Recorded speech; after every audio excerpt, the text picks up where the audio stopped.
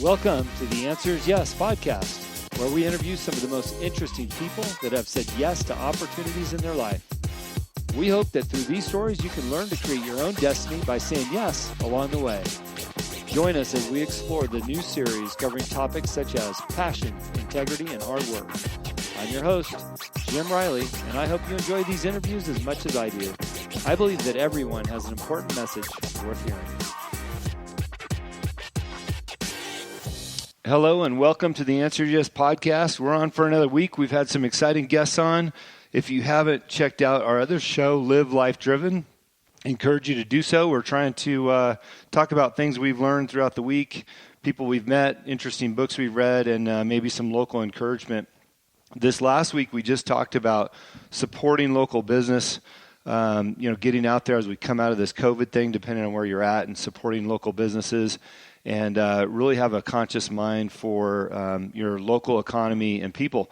And I'm really excited about our show today because we've got a company out of the USA, and I've got Mark and Steve on the line from EXO MTN Gear. How are you guys? Yeah, doing great. Yeah, thank you. Appreciate you making the time. I love when a cold call falls into a actual podcast. My neighbor Kyle Koehler reached out to you guys. He is passionate about hunting, and he said, we got to have these guys on. I'm going to try to reach out. So thank you for responding to Kyle. You bet. Mm-hmm. Like I just mentioned, I'd love that we can support and have great businesses in the USA. You guys are out of Idaho, correct? Yep. We're out of Boise. Okay. So if you don't mind, can you take us back to the origins of your business and where that came from and how you decided to create a backpack company? I know you've got some accessories, but I think it's pretty amazing that you're focused solely around backpacks. Basically, go back to probably 2009, 10, 11, 12, somewhere in there. A good friend of mine, his name is Lenny Nelson, and I were doing a lot of backpack style hunting. We started hunting together and really built the company based off our own wants, needs, desires for a backpack for our specific use case. It was definitely a scenario where there just wasn't something on the market that fit our need. And after just being frustrated of trying different solutions for 3-4 years, we just at one point said, you know what, let's just do this. Let's jump off the edge of this cliff and see where we land, of making our own backpack. Now, when I think about it just seems like a daunting task to me because, okay, where do I go get the supplies for a good backpack? Who makes the best? I'm in the U.S.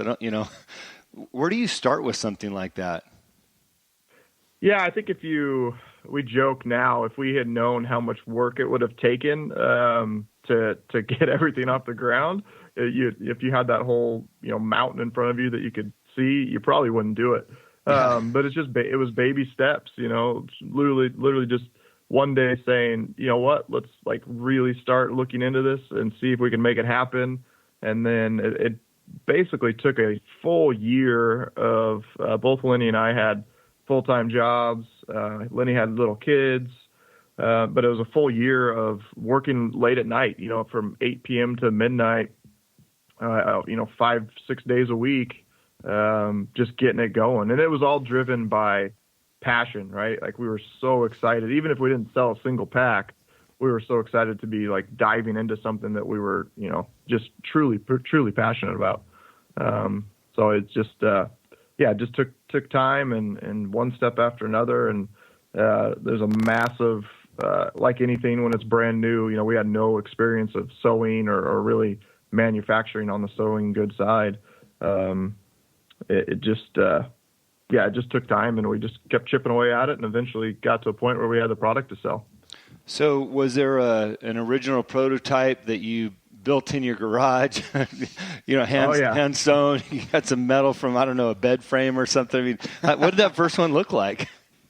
Our first prototypes were literally Lenny, we joke about this all the time. His wife had this, it was a bright pink sewing machine made by Brother, I think. That was our first prototypes. He didn't even know how to sew. That's how crude we were. And that he literally YouTubed videos on how to sew things together. And so we started with very, very rough, just concepts. We sketched out on a piece of paper what our ideal backpack would look like, and just started chipping away at it. And yeah, the first things were, literally like, I remember using a staple gun and things like that to like hold fabric together just so we could go out and hike and test concepts and see what would work. And then said it was over time, we found a sew shop that would start sewing like more actual prototypes that would last more than a hike. And then we went through, if you count every little change, I mean, probably hundreds to thousands of different variations of the product before it ever came to market. And so that's, this is the part that I really like to geek out on, because there's so many people out there that are passionate about projects. So as an example, I had Danny Dreyer on a show not too long ago. He's the founder of Dixon Flannels.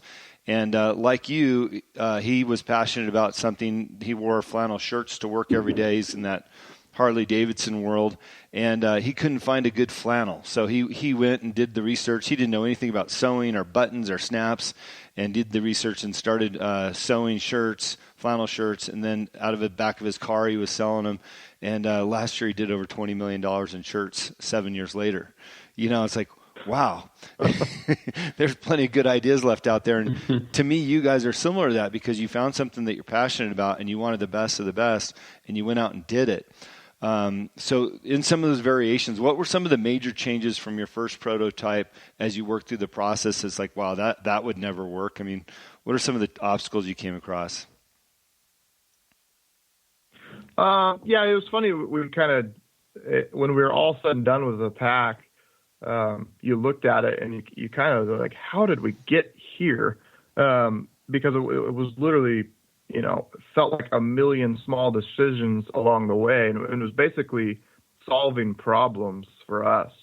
A backpack, in my opinion, the packs that we were designing are no doubt the hardest to design and manufacture in the backpack world. Where we have to be as light and as comfortable as possible, and kind of almost compete on the outdoor world, like the REI type packs. But at the same time, hunters just beat the crap out of stuff, and they have to be capable of 120 pound loads coming out of the mountains. So it's got to be comfortable and stable.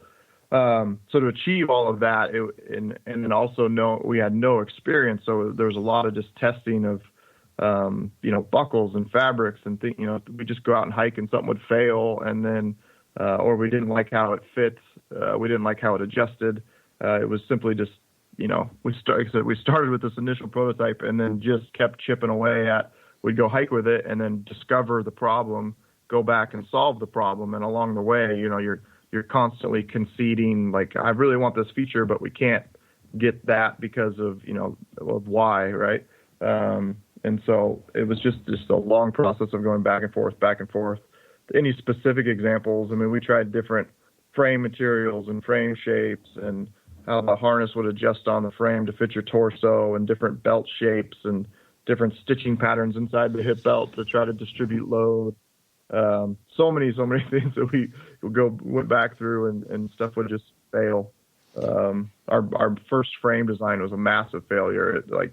The first time I put 100 pounds in it, basically fell in half. It was a complete train wreck. What was it made out of? That first one was made out of aluminum, but it was more of just how we didn't intend to use aluminum for production. It was just something easy to go get. I think I went to Home Depot and bought a stick of aluminum tubing. But it was more the geometry of the frame. We thought how it on the pack, we have the load lifters, which is a strap that goes from the top of the harness to the top of the frame, and they were just kind of sticking out there in space. And we thought that would there wouldn't be that much load put on those. You just kind of lightly cinching them up with the harness. But yeah, we put like 100 pounds of sand in the pack and went to pull on it, and the thing just folded over and collapsed in half. So yeah. Besides your own personal research, what other research were you doing? Were you the guys inside REI with the camera all over the backpack aisle taking pictures of every backpack? Or? We definitely, we definitely went down to REI and looked at packs, looked at what people were doing. Yeah. Yeah, that was definitely something that we were doing of seeing, we had no experience. So like, how does this company sew this piece of webbing together? Because we don't know. And then our first generations of packs were, we didn't know. So we just aired on beefing up everything way more so than was really ever needed. We'd added bar tacks where they weren't needed. And just because we were throwing a lifetime warranty at it. And it's like, man, we don't want to replace these things, a year down the road or 5 years down the road.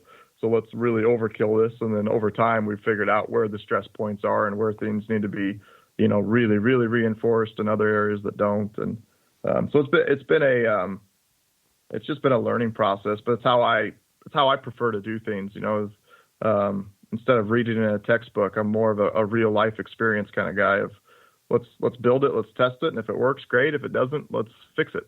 Versus having someone tell you what's needed, because I think oftentimes a lot of people make assumptions based off of what they've learned in the past, and it ends up not being true. So I'm definitely just real world experience testing kind of mentality. So you were your own test dummy on your product.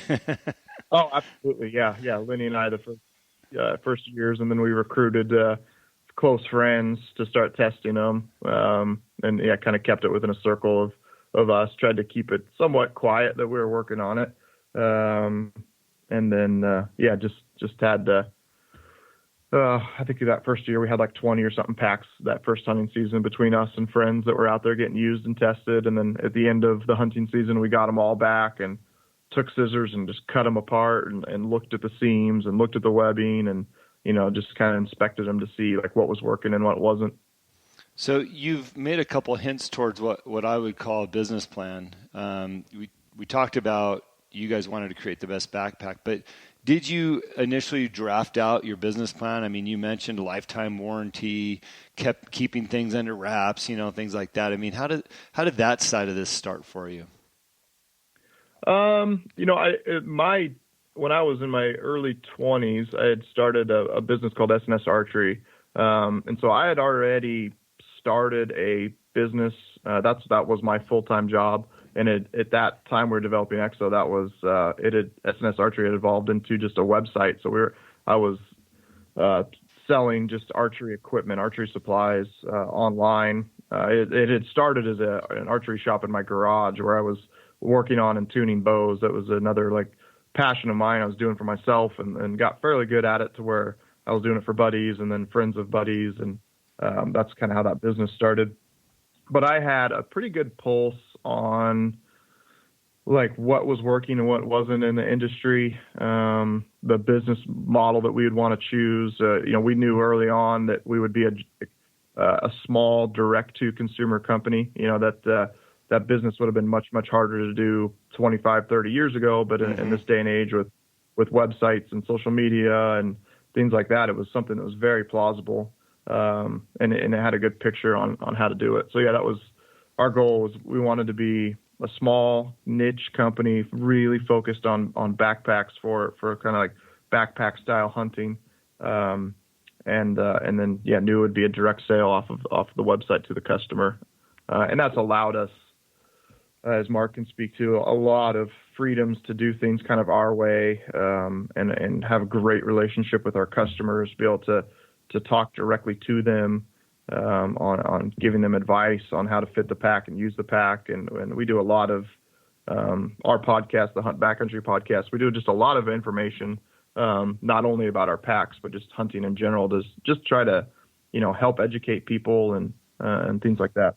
Yeah. Mark, when he says do things our way, how would you describe our way? What does that mean to you and the audience?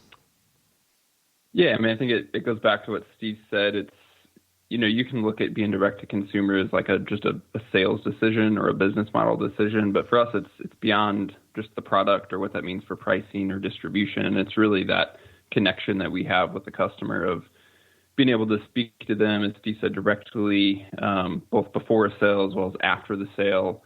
And really, I mean, as Steve said, I mean, it is a niche market, and a lot of these guys that are working with us,